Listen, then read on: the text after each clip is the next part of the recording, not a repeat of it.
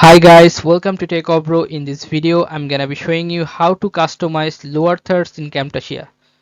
So firstly, you have to open your media and drag and drop here in the timeline. Now you have to go to library. Now you have to find the lower thirds. But if you can't find here the lower thirds, you have to write here in the search box. Just write here lower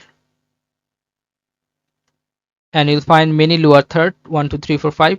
If you want to choose the first one, all you have to just select and click the left hand side mouse 1 second and it will drop down here. You have to drag and drop. Okay, and then if you play this button, you can see the lower third is here working. All right,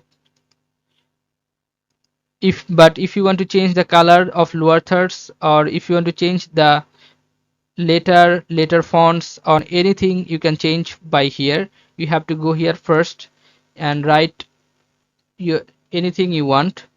I'm writing here Techavro, and the last is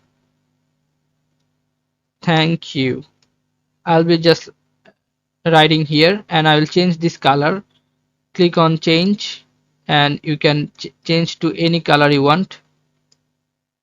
Okay, I'm doing it green color, and you can change the theme also. I'm clicking on default.